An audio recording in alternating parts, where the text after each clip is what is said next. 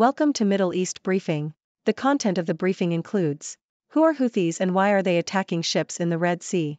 Palestinians slam suspension of UNRWA funding by some Western nations.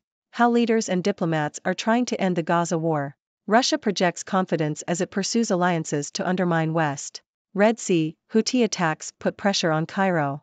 Who are Houthis and why are they attacking ships in the Red Sea? The Independent. Tensions in the Middle East have escalated following attacks on ships passing through the Red Sea. Houthi rebels, backed by Iran, have been striking ships in a bid to halt Israel's offensive against Hamas. In response, the UK and US launched airstrikes against the rebels. The Houthis are part of Iran's axis of resistance and have developed an arsenal of ballistic missiles and armed drones capable of hitting Israel.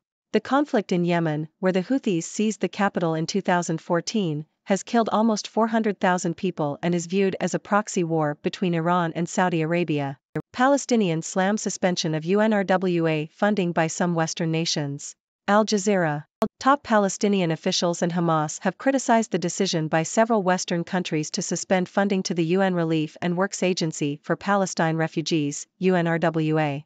The countries, including Italy, Australia, Canada, and the US, have halted funding following allegations that some employees were involved in attacks against Israel in October. The Palestinian officials and Hamas have called for an immediate reversal of the decision, stating that it entails great political and humanitarian risks. UNRWA supports almost 6 million Palestinians in Gaza, the West Bank, Jordan, Syria, and Lebanon. How leaders and diplomats are trying to end the Gaza war. New York Times. Top officials from various administrations are engaged in discussions to end the Gaza war and determine the future governance of the territory. The discussions include a ceasefire between Israel and Hamas, the reshaping of the Palestinian Authority to take control of Gaza after the war, and the creation of a Palestinian state in exchange for Saudi Arabia establishing ties with Israel. The talks are considered long shots and are connected to each other. President Biden has expressed full support for Israel in the war. Russia projects confidence as it pursues alliances to undermine West. Washington Post. Documents obtained by the Washington Post reveal that Russia is confident that enhanced relations with China and the Global South will allow it to challenge the US-dominated international financial system. In the Kremlin's view, support for Israel's invasion of Gaza has undermined the US's reputation. Moscow points to increasing trade with China, military cooperation with Iran and diplomatic outreach in the Arab world that has led to a surge of optimism about Russia's global position. Internal Russian Security Council documents reveal that the Kremlin has convened meetings to undermine the dollar's role as the world's reserve currency and ultimately to dismantle the post-World War II global financial system. The Kremlin also hopes to create a new financial system based on blockchain to bypass Western control. However, one unnamed European security official claims that Russia is China's junior partner and that China has no interest in the Kremlin's grandiose visions. Nevertheless, the official feels that Russia's efforts to disrupt the West are increasing. Red Sea, Houthi attacks put pressure on Cairo. Deutsche Welle. Egypt has seen a significant decline in income from the Suez Canal as a result of Houthi attacks on international ships in the Red Sea. In the fiscal year 2022-23, the Suez Canal brought in $9.4 billion in transit fees, but this year, income is down 40% compared to last year and ship traffic has decreased by 30%. As a result, Egypt has hiked transit fees between 5% and 15% to try to offset the losses. This loss of revenue comes at a time when Egypt is already facing an economic crisis, with declining natural gas exports, reduced tourism, and dwindling remittances from expats. It is predicted that Egypt's GDP will shrink from $475 billion in 2022 to around $357 billion by the end of 2024, and public debt is currently 88% of GDP. The fall of the Egyptian pound could also make it difficult for the government to pay off its debts, potentially leading to reliance on another IMF loan. Huge diplomacy over Gaza war, but little hope for those suffering. BBC. UK Foreign Secretary, David Cameron, has called for the disarmament of Hamas as a condition for a permanent ceasefire in Gaza. Speaking after visiting the region, Cameron said, "I've always understood that you won't have a proper ceasefire if you've still got Hamas in place, able to launch attacks on Israel." He added, "Everyone has to understand, that must be dismantled, otherwise no peace, no ceasefire will be sustainable." Cameron's comments came as he delivered aid to the region, which is suffering from a severe humanitarian crisis following weeks of conflict. The UK has pledged over £15 million, $25 million, in emergency aid, and Cameron said that the international community must do more to ensure that aid reaches the people who need it. The World Food Programme has said that 9 out of 10 people in Gaza are living on one meal a day. However, aid is subject to stringent inspections by Israel, which does not want anything to reach Hamas. A ceasefire is currently in place, but it is due to expire on Monday, and it is uncertain whether it will be renewed. Update 1 South Gaza battles rage as heavy rain hits displaced further north. Yahoo! Israel has intensified its campaign against Hamas in Gaza's Khan Yunis area, whilst bad weather has hit displaced Palestinians seeking refuge further north. Residents reported heavy aerial and tank fire across Khan Yunis and around 2 hospitals there.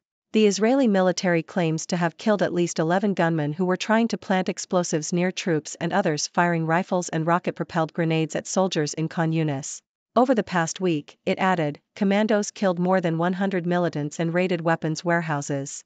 The Palestinian Islamic Jihad group, allied with Hamas, said its fighters were engaging Israeli forces in the area and had fired rockets into Israel. The Gaza Health Ministry said Israeli strikes hit near the largest functioning medical facility in the south, Nasser Hospital, and Al Amal Hospital, where one person was killed in the courtyard, according to the Palestinian Red Crescent Society. Crew extinguish fire on tanker hit by Houthi missile off Yemen after U.S. targets rebels in airstrike. Yahoo!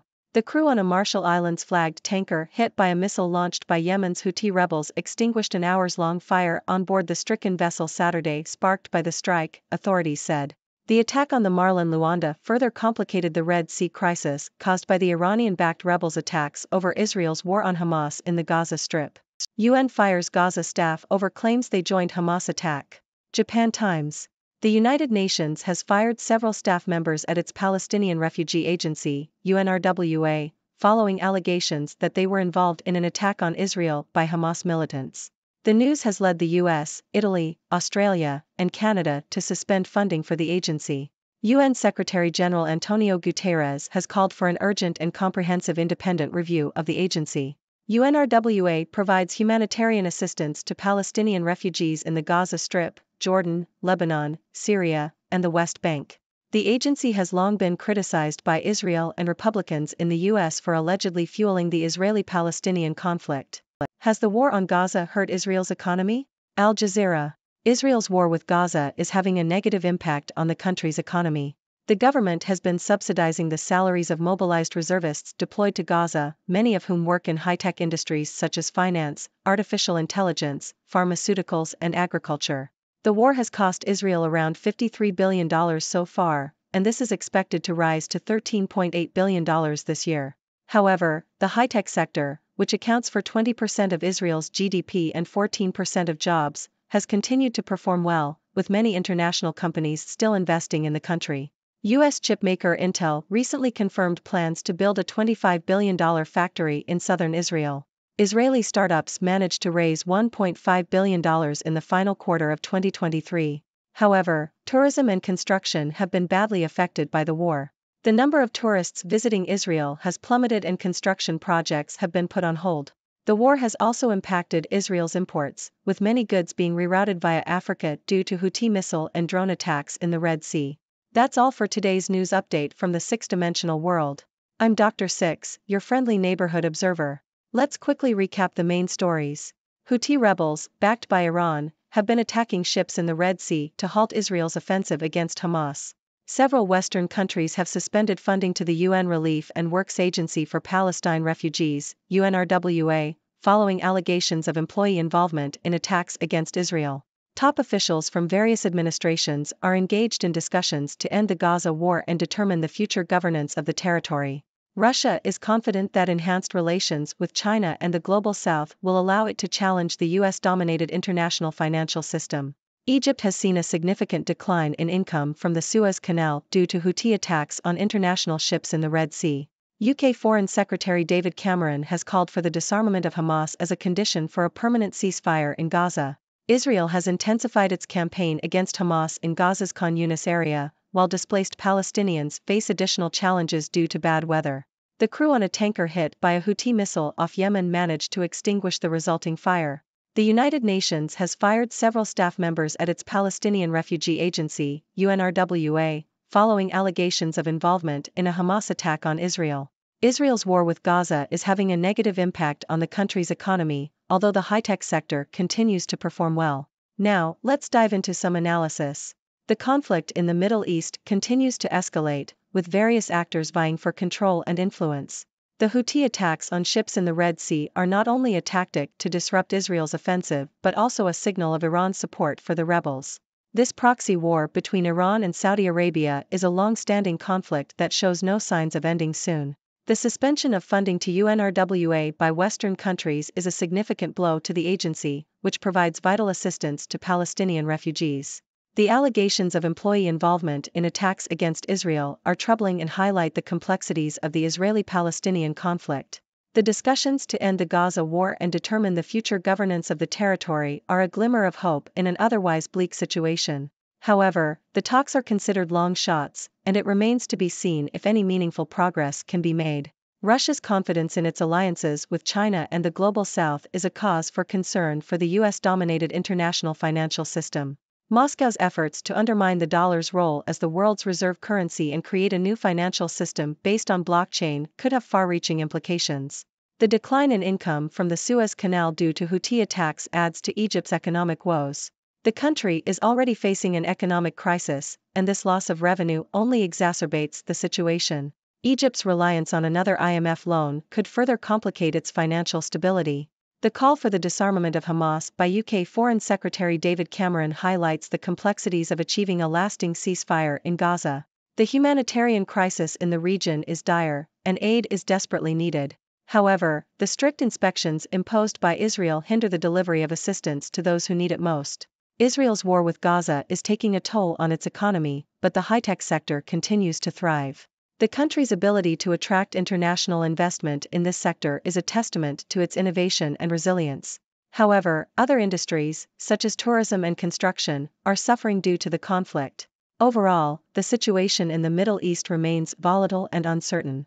The various conflicts and tensions in the region continue to have far-reaching consequences. We can only hope for a peaceful resolution that brings stability and prosperity to all parties involved. And now, it's time for your thoughts. What are your ideas on these latest developments? Do you have any questions or comments? Let me know, and let's continue the discussion together. Thank you for tuning in.